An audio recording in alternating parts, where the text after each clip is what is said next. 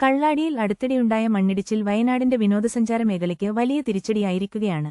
ദുരന്തത്തിന്റെ പശ്ചാത്തലത്തിൽ ജില്ലയിലേക്ക് എത്തുന്ന സഞ്ചാരികളുടെ എണ്ണത്തിൽ വൻ ഇടിവാണ് രേഖപ്പെടുത്തിയിരിക്കുന്നത്. വയനാട് മുഴുവൻ അപകടത്തിലാണെന്ന തരത്തിലുള്ള തെറ്റായ പ്രചാരണങ്ങൾ വിനോദസഞ്ചാരികളെ അകറ്റുന്നതായി ഈ രംഗത്തുള്ളവർ ചൂണ്ടിക്കാട്ടുന്നു. സാധാരണയായി ജൂൺ, ജൂലൈ മാസങ്ങൾ ഓഫ് സീസണാണെങ്കിലും മൺസൂൺ ടൂറിസം ലക്ഷ്യമിട്ട് നിരവധി സഞ്ചാരികൾ വയനാട്ടിലെത്താറുണ്ട്. എന്നാൽ കള്ളാടിയിലെ സംഭവങ്ങൾ ദേശീയ മാധ്യമങ്ങളിൽ ഇടം പിടിച്ചതോടെ മറ്റു സംസ്ഥാനങ്ങളിൽ നിന്നുള്ള സഞ്ചാരികളുടെ വരവ് നിലച്ചു. ടാക്സി, ബസ് മേഖല പൂർണ്ണമായും പ്രതിസന്ധിയിലായിരിക്കുകയാണ്. കഴിഞ്ഞ 7-ാം തീയതിക്ക് ശേഷം എടക്കൽ ഗുഹ, കുറുവ ദ്വീപ് എന്നിവിടങ്ങളിലേക്ക് സന്ദർശകർ ആരും എത്തിയിട്ടില്ലെന്ന് ടൂറിസം വകുപ്പിന്റെ കണക്കുകൾ വ്യക്തമാക്കുന്നു. പൂക്കോട് തടാകം, കാന്തൻപാറ വെള്ളച്ചാട്ടം തുടങ്ങിയ ഇടങ്ങളിലും സന്ദർശകരുടെ എണ്ണത്തിൽ വൻ കുറവുണ്ടായിട്ടുണ്ട്. കഴിഞ്ഞ 4 മുതൽ 5 ദിവസങ്ങളിലായി 60% ബുക്കിംഗുകളാണ് ക്യാൻസൽ ചെയ്യപ്പെട്ടത്.